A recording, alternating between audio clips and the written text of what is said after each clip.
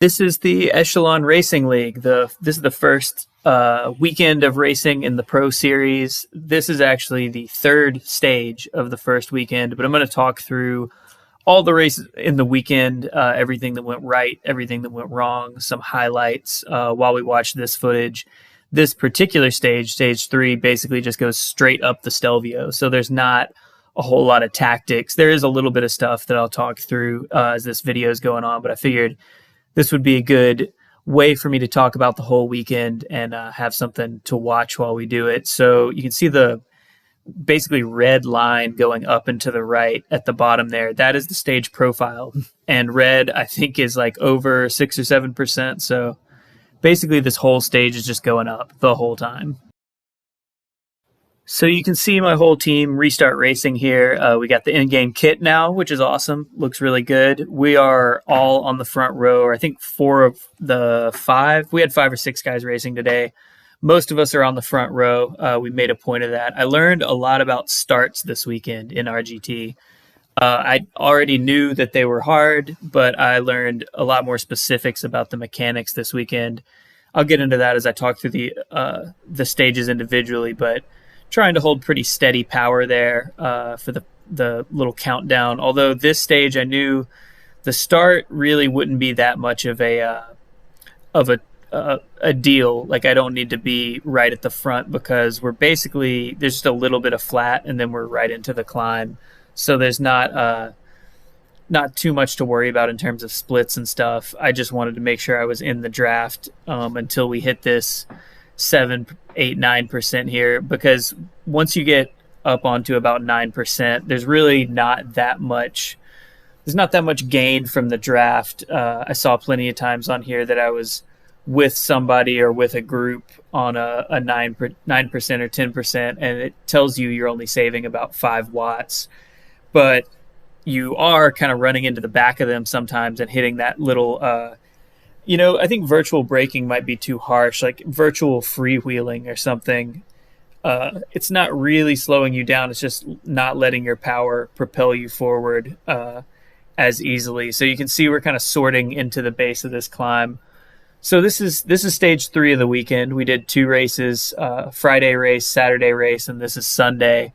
And you may be wondering why this is the only coverage you got, or maybe you saw my stream on Friday and you know exactly what I'm talking about. But the Friday race was a criterium on the Borrego Springs course, which is like a really big 4-corner crit course, basically. I think in real life it's used more for a time trial. I don't know. Somebody let me know if that's right. It's definitely a course people ride on, though. Just a big flat rectangle. And I thought that would be a good course for me. On these online platforms with my watts per kilo, for 15 seconds, I can do about 15, 16 watts per kilo, which is pretty good pop. These online platforms accelerate me pretty well. In the real world, I'm not as great of a sprinter, and I think that partially has to do with wind and air resistance and also just practice. Like, I don't have a ton of practice at sprinting, so maybe that's something I need to get better at. The technique is different on the trainer as well. But stage 1, I had kind of a nightmare day. So RGT released an update that day, so I wasn't sure what to expect there. Went through and updated my devices, and I really still don't know if the update had anything to do with the problems I had or if they were purely on my end. I know at least one of them was on my end. I lined up at the front, so I was feeling good about that, but I knew that with this field quality, and this is the pro field.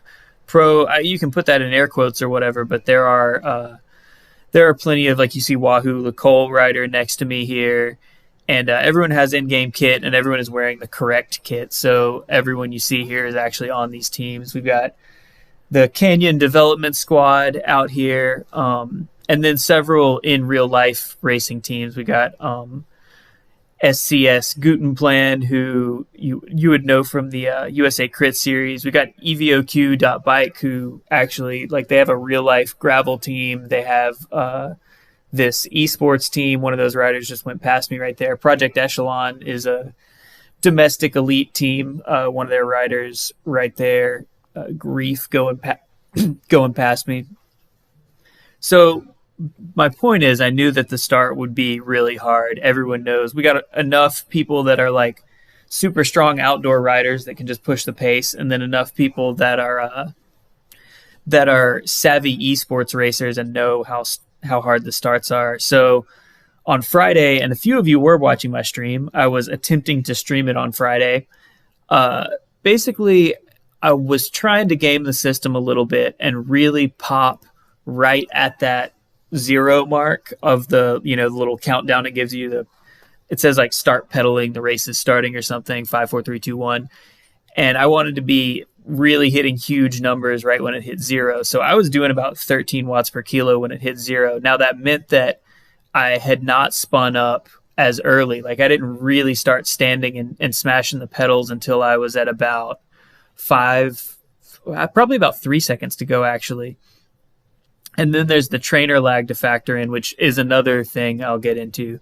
So on Friday, I was paired up with Amp Plus for my power source, and I feel like I was getting a little bit more trainer lag than usual, like a little bit more differential between when I put the power down and when it goes into the game. There's always going to be some of that on the trainer. I mean, I say always.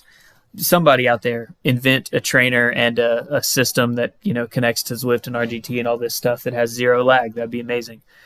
But I was getting a little bit more lag than usual. So I think basically what happened is I was doing my watts too late, basically. And what I've learned is that, and on the official stream, there are official streams of these. I will link to the official streams and a few others that I talk about throughout here in the description, so you can get some different perspectives on these races.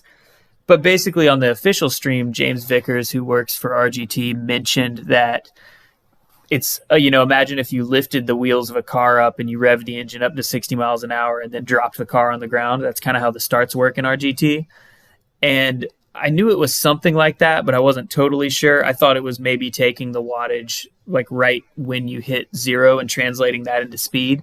It seems like it's actually taking, my theory now is from 5 to 1. So as soon as it comes up and tells you you're about to start, that's the wattage it's going to give you, or the speed that it's going to give you is based on the wattage from the full countdown. So on this start, I was only doing 300 or 400 watts for that entire period, which is like 5, 6, 7 watts a kilo for me. And, took off just fine and got in the group, was going the speed everyone else was going.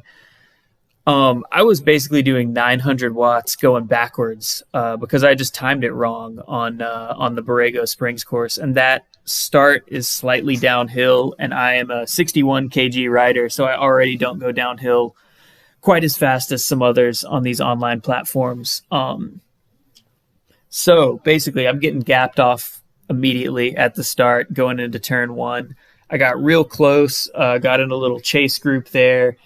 And as I was in that chase group, I got a little flashing Wi-Fi icon right behind where I am on the screen right now. And it says Jay Crane. There's a little red flashing, it looks like the Wi-Fi symbol. Even though my computer is connected via Ethernet, I think it's just it's just a symbol for you got bad internet. And that flashed a few times, and then everyone else on screen disappeared, and I was riding by myself. And when it came back, I had lost the group. So even I think if I had made that group, I would have gotten dropped off, which is unfortunate. But it is what it is. So a few lessons learned there. For stage 2, which was the Paterberg, I paired my power meter up with Bluetooth, and I paired everything with Bluetooth rather than doing a mixture of Bluetooth and Amp Plus. And that seemed to work better on the lag time side, and everything else had no problems with that. I also did not do a stream. I basically minimized everything for stage 2 because I was having internet problems. I did a speed test, and I was not getting anywhere near the amount of megabytes per second of upload speed. So the other thing that happened on stage 1 was I couldn't tell if I was still streaming or not because the little dashboard where I'm watching my stream was telling me no internet. But then occasionally I was still seeing chat messages come through. So it was like I couldn't tell. It was very frustrating day. I'm not totally sure why my upload speed was so bad. I'm not sure if they were working on the internet by my house, if I was being throttled, or I did update Windows today, and then I've done some speed tests since, and it seems like maybe Windows was trying to update in the background, which I thought I had game mode on, which would prevent that. Regardless, I don't know. I've been streaming for a long time now. I've probably streamed, I don't know, 50 races, maybe more. And of course, the start of the Echelon series, the big goal I've had on the calendar for a while, is when that's when my streaming gear decides to go sideways. So for stage 2, which was the Paderberg, I basically took every other device in my house off of the network. I didn't even turn on a second screen while I was riding. I was like totally minimal setup, and that worked. I had a great day on the Paderberg. The Paderberg course is a real short. It's like a 4.6K loop that goes up the Paderberg climb. If you're a classics fan, you know the Paderberg. It's a cobbled climb in Belgium, super steep. Like I think it averages in the teens maybe, but it's like 10% at the bottom and then kicks up to like 17 at the top. It's only like a 1 minute effort, but that was a great race. I was feeling really discouraged going into it because so basically on stage 1, I ended up just riding by myself for a large portion of that race, which was a bummer. I did finish it just out of like sheer stubbornness. You guys know I always say it, no rage quitting. That's rage quitting is for chumps. You got to keep in it. But I was really, after I got dropped, I sort of just watched the main stream on my second screen and just kind of spun just to get around the course.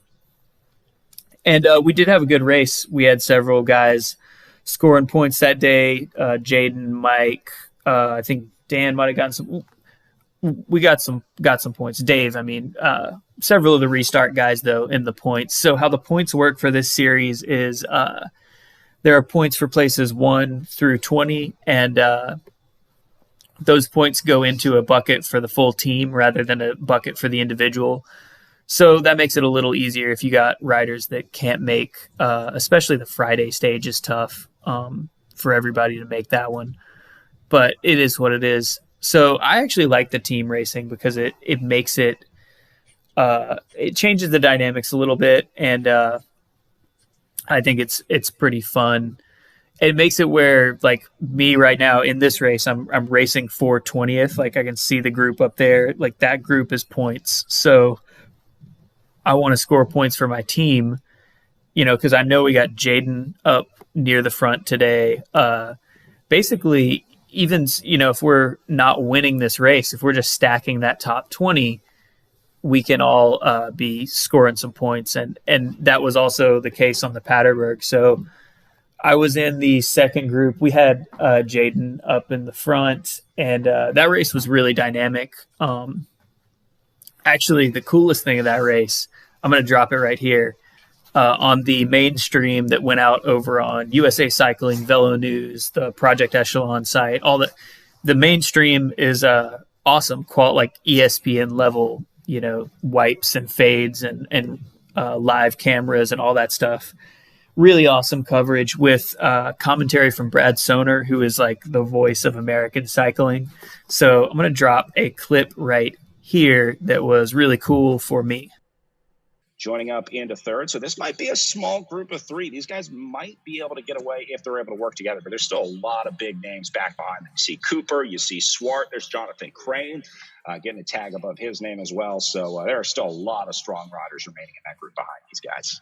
So that was pretty awesome for me. Brad Soner calls the legit road stuff and cyclocross stuff. I think he used to do the cyclocross. What was the national series called? It was right before I got into the sport. There used to be a national cyclocross series. I think he called some of that with Dave Toll, who you guys will also know from Zwift. But yeah, to have Brad Soner saying I'm a big name, I think that's probably because I was the only name he could read at that moment. But you got to take what you can get. And, to be at the front of that field is no small feat. So I'll take it. But basically how stage 2 played out, real punchy, short laps. We got those 2 big climbs per stage. So there's basically one like 5% drag that was about 1 minute long at race pace. And then there's also the Paterberg, which was much steeper, but also ended up being about 1 minute long at race pace. That footage was from the first lap when everyone was still together, and that was Canyon Esports, and then Ostenfeld covered it. They attacked over that first climb before the Paterberg. A couple of the Canyon guys got away with one of the DC Bank people, I think. I'm actually not sure who that. It was this team right here. I cannot read their jersey though, but the guy to the left of me, it was one of his teammates was up there with the two Canyon Esports guys. But two Canyon Esports guys or Canyon, I guess that's Canyon Dev. He was calling it Canyon Esports, but it's the Canyon development squad. Two of those guys were up there working together really well. And that's a super selective and technical course where a big group really doesn't have an advantage because there's not any flat spots on that course where you can, where a big group can really smash out watts. So it is what it is. But anyway, I was in the second group on the road, the chase group behind them with, I think we had positions like 4 through 13, 14, something like that. A couple guys bridged back up to us on lap 4, or they'd been kind of dangling and like falling off coming back, but they kind of swarmed past me at the base of the Paterberg climb, and there's like a sharp left turn, and then you're on the climb. They both kind of got under me coming through that corner, which is something you can only control to a certain degree of accuracy on a virtual platform like this, and kind of got the door closed on me. And then when we hit the climb, basically one of them just started letting the gap go out a little bit, and it was like I had it to climb the Paterberg in the group I was in, but I didn't have it to go around someone and then climb in that group. So we had a little group of 3. It was, I think it was Sean Pantalere, I think I'm saying his name right, from EVOQ, me, and then one of the other Canyon guys. And so we rolled those last 2 laps together. A few attacks, still pretty punchy, but I worked him over pretty good on the last time up the Paterberg. I put it all down. That was the end of the race. So came in with good speed and just carried it all the way up, and came in for 11th on the day, which, again, in this field, super happy with 11th, especially after that first one. I would have loved to be top 10 just because that's like a good round number. Top 10 just feels good. But after the Insta drop, and, I was just questioning myself after stage 1, just totally went away from me. Feeling like maybe I've misjudged here. Maybe I don't have it to be on this level. Even though looking at the group, it was like there were several guys who finished in that front group that I have been racing with a lot on this platform and on Zwift. So I thought I wasn't that far off the mark. It was just a lot of bad luck, and honestly, me trying to overdo it on like using my RGT knowledge on that first stage and thinking I had figured out more than I had. So I need to do a video on RGT starts. Maybe I'll do a video just about starts on all the various platforms. Is there one other than Zwift or RGT that anyone cares about? Should I get in there and figure out like Be Cool starts, or I don't know, do people actually race on any other platform? Let me know. And do you care about Zwift starts, or are there already 100 videos on those? I could do a pretty quick one about RGT starts. So yeah, stage 2, my start was also much, much better. Totally figured it out. So then this is stage 3. This is just straight up the Stelvio, basically. And this climb is actually pretty punchy. Like you can see right now, we're on an 11% section, but it pretty much just ranges between like 7% and 13% most of the time. And you guys, most of the people who watch my channel know me, know how I ride, and I am a pretty punchy rider. We got Dean from my team. Dean Cunningham is up there in front of me. He's putting down a good steady pace, but for me, I never do a lot of work that's like right around threshold, which this climb is going to end up being 40, 50 minutes, somewhere in there. So really what you need to do is just ride right around your FTP, maybe a little bit over, which is, yeah, I suck at that kind of threshold work. I've been doing more threshold workouts. Probably will continue to do even more before some of the rest of this the rest of this series, and it's something I've been working on during lockdown. But really, I've just had no use for that stuff. So you can see right now, I'm getting out of the saddle. Basically, my thinking here, since I am much better at punching and recovering, I'm better at a high normalized power. And also, generally speaking, you get more bang for your buck if you're going to put out more power on the steeper stuff, especially as a very light guy like me. So my plan for this stage was to try and average right around 300. I thought that would be the most reasonable. So some of y'all have probably seen the FTP test I did. It's over on Twitch, but I did live stream an FTP test, and it came out to 297. So I figured 300, especially given the fatigue in my legs from the day before, would be a pretty reasonable goal. And it's better to set your goal a little under what you can do and then overperform. But you can see on these steeper stuff, like 14% right here, I'm standing up on all of that and really pushing against the gradient. I think it helps me too to switch up the muscles I'm using. I think when I do the just like 90 RPM sitting and spinning thing, like I get aerobically fatigued, but then if I can switch that over to the muscular system a little bit more, when you're pushing really low cadence, like I just was, like 60 RPM or whatever when I'm standing up, that's not quite as hard on your lungs. And you can see I made it back to this group. I am kind of yo-yoing off and getting back to them. Other than the few little sections you can see that are not quite fully red at the bottom, there's like some little patches of yellow and greenish areas in there. Other than when we're hitting those zones, and there actually will be some draft to find, I'm trying not to worry about what anyone else is doing and really just ride my own race, ride my own numbers. It is kind of hard with how undulating this course is. You really got to stay paying attention to it. The gradient can get away from you, and you can feel like you're still spinning the same cadence, but if it's leveled off or gone up, you can go way under or way over pretty easily.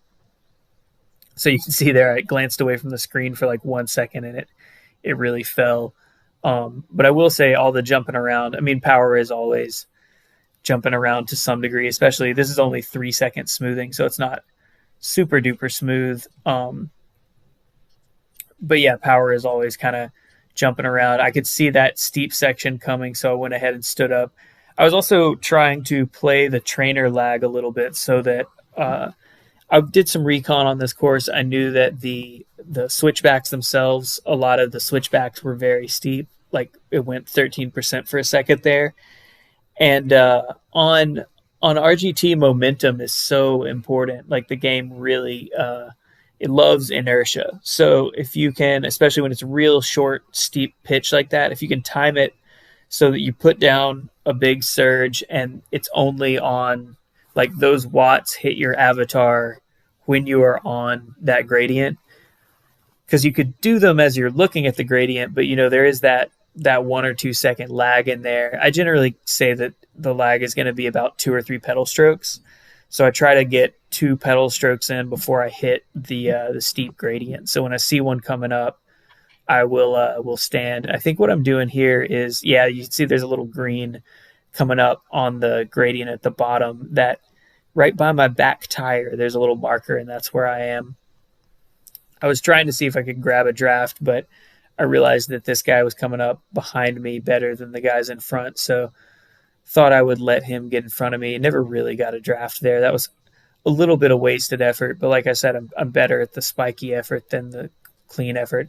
I'm getting pinched into the barricade there, and my power went red a couple of times. I got a little bit of the virtual braking, so I decided to back off and slot in behind him so that I can find a clean line around on the outside, or on the inside rather, on the left, which is something you see in real life. That's one of those things that I think some people get really frustrated about that on RGT, but I don't know.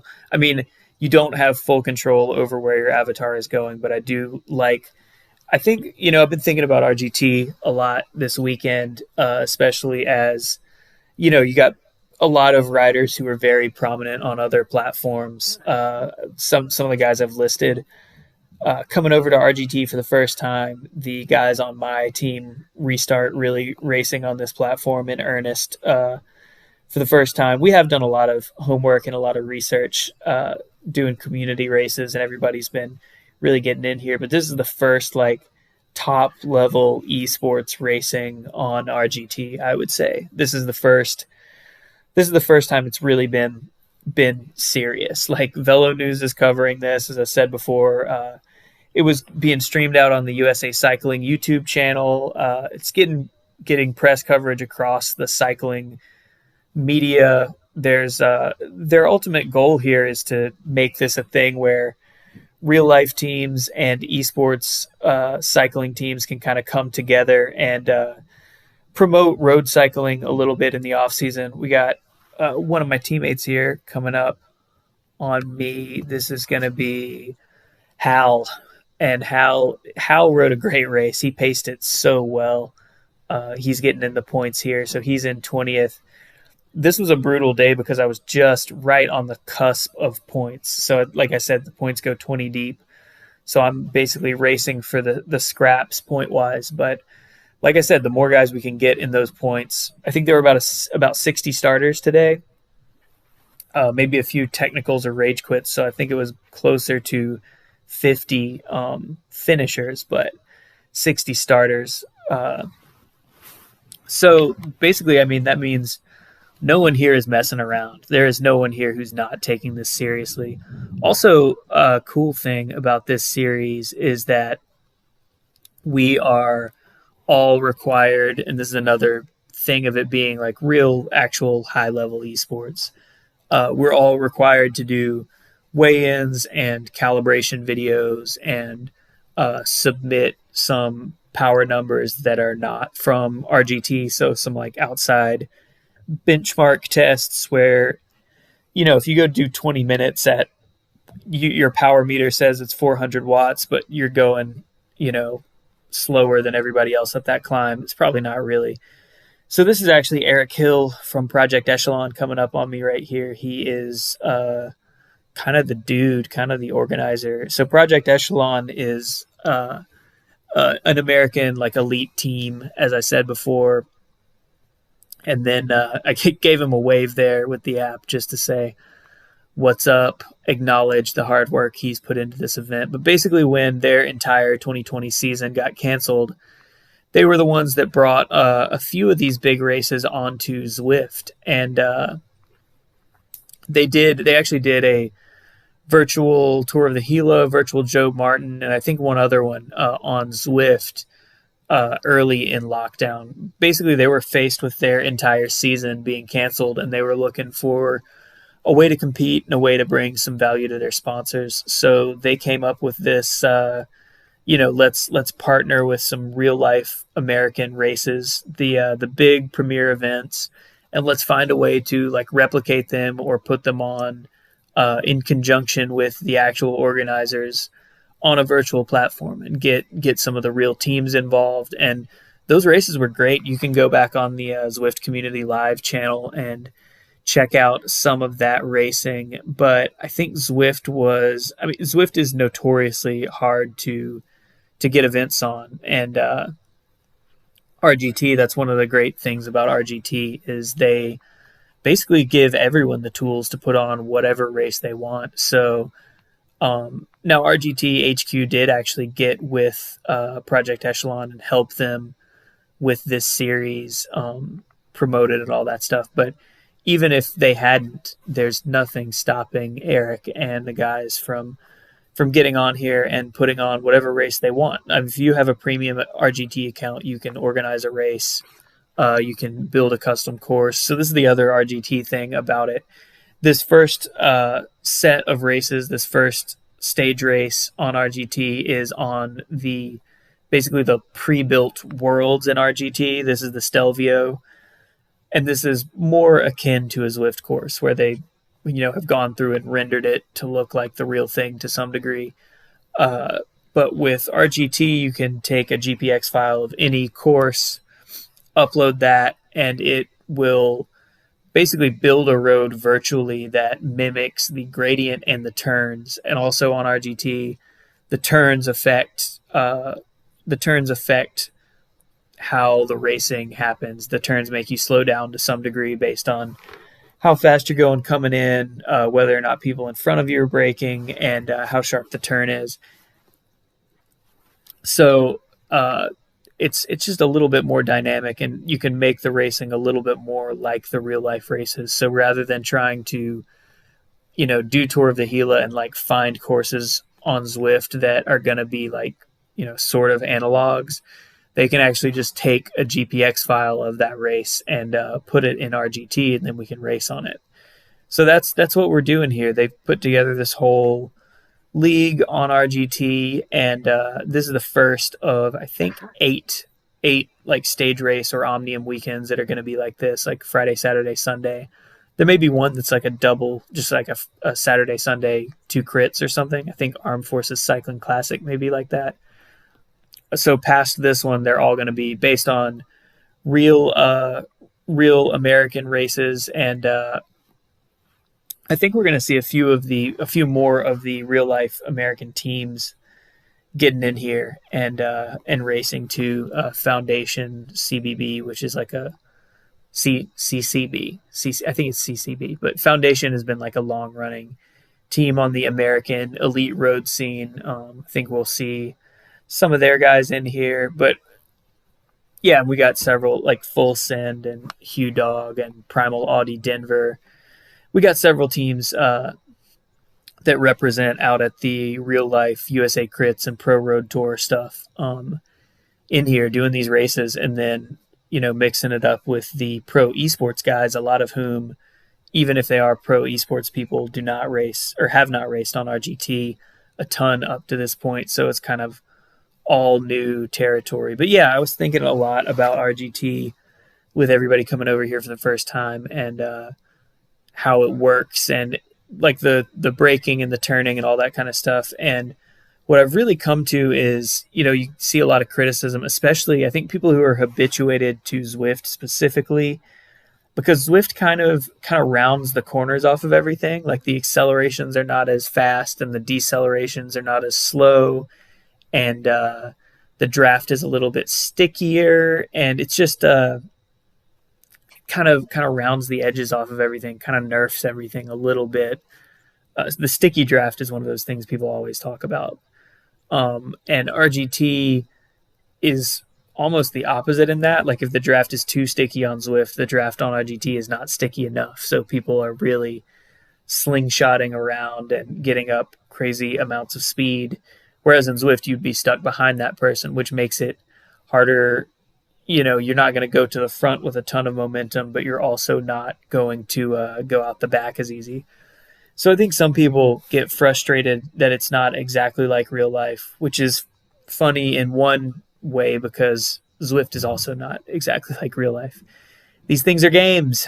They are video games. But the thing I like about RGT is that it introduces more variables that make the race more dynamic. And you can say like, oh, well, maybe that's not totally fair if you don't have control of like what side of that guy I was on and I was getting pinched against the barricades. But, there's so much of actual bike racing that is kind of a crapshoot. Like you can be good at managing the washing machine effect in the peloton, but that's not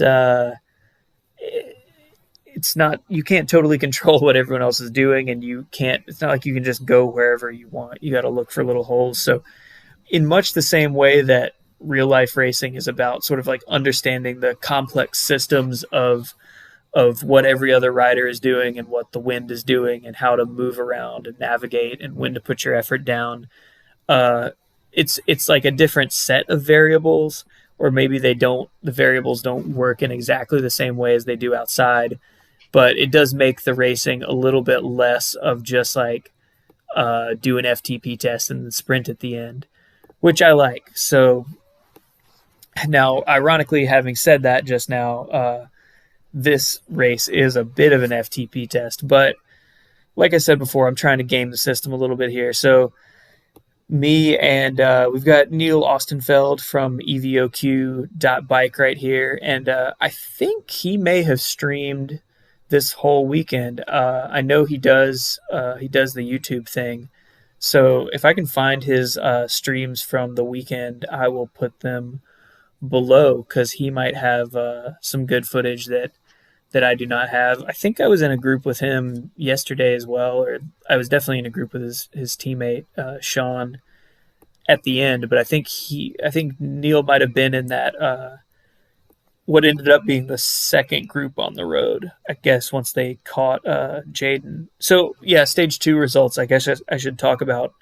We got plenty of points. I think we had Jaden in 4th, Mike in 9th, me in 11th, and then one of the other guys was in the high teens also. So a lot of guys finishing in the points for our team. So I think Ostenfeld and I are we're both realizing we're kind of committing to a similar effort here, or at least I am thinking like, okay, good. Like Ostenfeld is putting down a good even pace. And there are, a few more of those sections where it goes green a little bit coming up. And I would rather be on a wheel there than not. Like I have said before, I'm trying to mostly ignore other people, but I am getting into that section where like fatigue is really setting in, and it's hard to keep your mind in the game, and it's hard to just stare at the graph the whole time. So it's helping me a little bit to pace off of Ostenfeld because he is.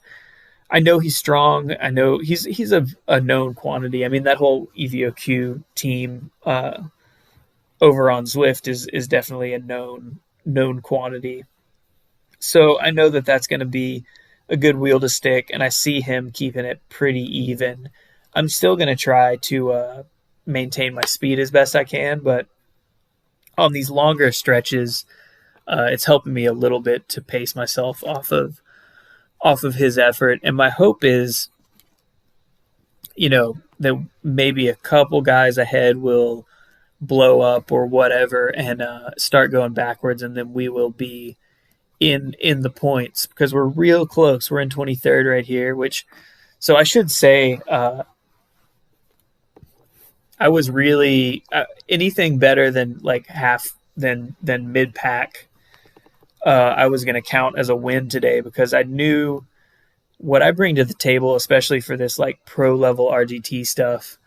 A lot of what I bring to the table is just knowing the platform really well and being one of the only like quote unquote A+ guys who's raced on RGT a lot. So I knew that I would probably be, in terms of just like raw numbers, just like a straight up drag race, not one of the fastest guys in this field. Although, I'll say I've been working really hard during lockdown, and specifically working hard on getting fast for this series. This is traditionally the time of year where I would be working really hard on cyclocross. I would have been doing my intervals, and I would have been doing my skills drills for cross, but honestly not having or most of my cross season being canceled out from under me kind of gave me the opportunity to focus on just pushing the pedals and focus on learning these e-cycling platforms. I know there are a few cross races going on here and there. I think Go Cross was this weekend. That's one I can like potentially get to from down here in Alabama, but the thing about that is like cross is such a commitment in terms of doing the intervals and doing the very specific skills work, like practicing your dismounts, doing enough running. For me, I got to do some running to build up my joints and stuff. If I don't do a little bit of running pretty far out from the season, like a couple months out from the season, start doing 1 or 2 short runs a week, my hips and knees and stuff will just be absolutely killing me after the first cyclocross race that has a decent number of dismounts. So, and that's work that like doesn't necessarily translate to other disciplines. So, and then there's also like getting my gear ready, glue and tubulars and all that stuff is like very cyclocross specific. And with the world, the state of the world being what it is, there's always a chance that I'm going to do all that stuff and then it's just going to get ripped out from under me, like happened to Laverick with the Hill Climb National Championship. So I really decided that, like, I was pretty sure this Echelon series was going to happen. I got hooked up with the Restart team just by registering my interest. Basically is like, hey, I race on RGT a lot. I want to do this series. Let's see who will pick me up. So Restart, Mike graciously offered to let me sort of try out and like get in with the team. And I've been doing some racing with them on RGT and on Zwift, which also I've honestly can't talk. Honestly, the timing has been great because the ZRL series over on Zwift started up, and it's allowed me to have a team for that, which I wouldn't have had a squad ready to do the ZRL stuff. So it has been fun, especially that first scratch race was super fun for me. Got a video on that if you want to go back and check it out. Second scratch race went terribly for me, but it is what it is. So basically what I'm talking about is I wanted to, kind of reach for the stars a little bit as far as this e-cycling stuff is concerned. So I've basically been tailoring all the hard efforts I've done, all the training I've done to being better for these races. So I did that FTP test, and I am right around 4.9 watts a kilo for my FTP. Now, FTP is a number, but your ability to exploit that FTP is not necessarily 100% tied to the FTP. Ooh, okay. So yeah, we got a steep section here, and I think this is where I might have distanced Ostenfeld, and I honestly I wasn't even paying attention to where he was at. I just saw that steep bit coming, and I was feeling pretty fresh after not fresh is an overstatement, but I was feeling okay after having stuck with him for a minute. Yeah, so that's me checking back and saying, woo, I got a pretty big gap coming out of that hairpin. But yeah, speaking of cyclocross and the steep parts of this being the hairpin, it does kind of track with a cyclocross effort that getting a little gel there, a little water.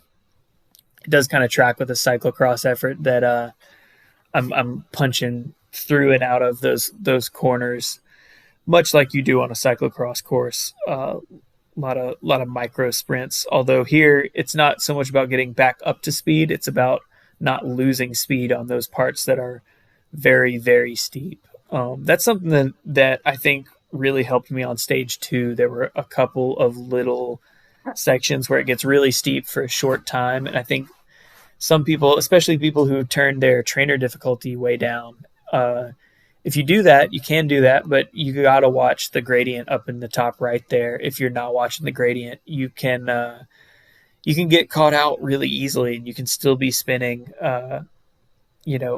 what was enough to stay in the group when it was flatter, but as soon as it's 13, you're just immediately out the back. Or even if you're not in a group, you're just you're losing so much speed, and then you got to put a huge effort to get back up to speed. So that's what I was doing right there. The whole time it was above 10%. I was trying to be out of the saddle and held pretty good speed through there. So I'm thinking I'm in 21st right here. I've got Hill in my sights a little bit, and we're coming into the last 2K. So this is where I'm really going to try and put it down and get in the points. I'm trying to think if there's anything else now that I'm realizing we're only 2K out from the finish. If there's anything else I want or need to say about the Echelon series. I am really excited about it. I like the approach these guys are taking with partnering with the real races to sort of promote, especially in this 2020 season where a lot of stuff couldn't happen, to promote road cycling and keep some sort of engagement going. I like that they have not gone the route that some other major competitions have gone, where it's either like all the sort of esports side, or it's all the sort of like, we got to get World Tour pros on here, and it's sort of all in real life guys, and the gimmick is like, watch these, watch Chris Froome smash on the trainer or whatever. I like that they are sort of they got respect for both, and they're both seeing it as a sports product in the way that like USA Cycling or USA Crits rather sees their series. But then they're also, I think they're working with some sort of esports marketing firm. There's merch. So my team Restart logo above my head right there. We have merch, and that is the doing of the Echelon series. I think they see that as a sort of a thing on YouTube and across esports and stuff.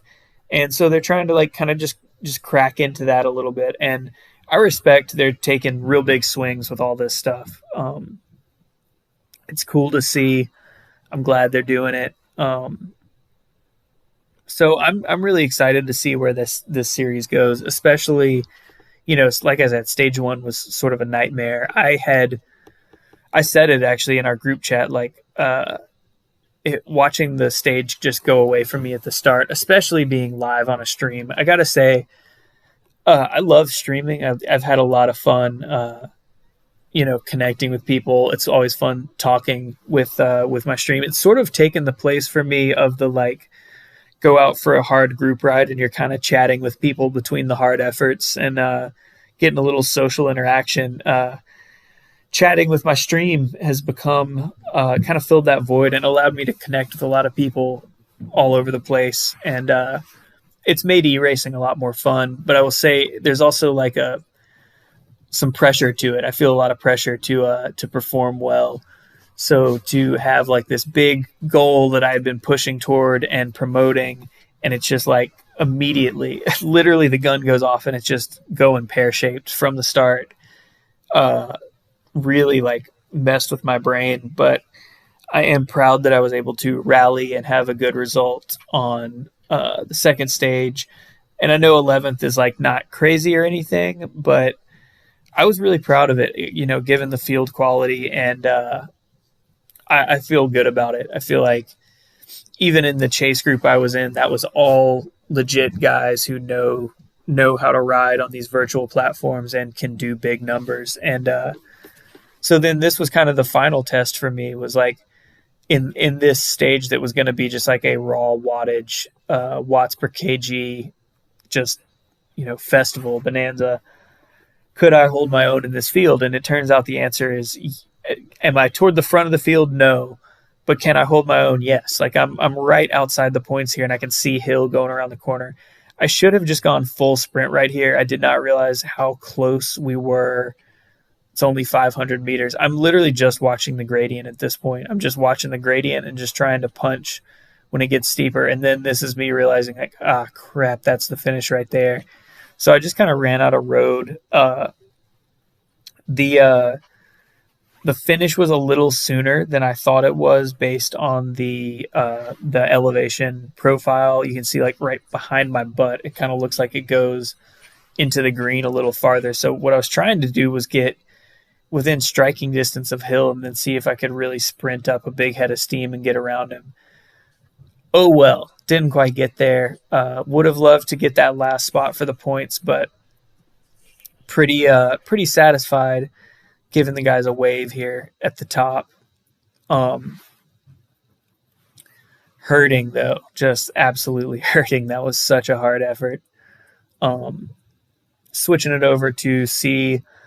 Now is where I find out if I did my pacing correctly. And 296 watts, I said 300 was kind of what I was averaging for. And then my intensity factor is 1.01, meaning that my IF was over 300, or my normalized power was over 300 watts. So pretty much nailed it. Like Mike could have squeezed 5 or 10 more out, but I feel really good about that, especially not knowing how long the climb was. If you guys got any questions about Echelon series, definitely drop them. I'm going to try to get my stream setup worked out, and I will try to stream some of the next series, but also haven't done one of these commentaries in a minute. So welcome back, and thanks for watching. See you guys later.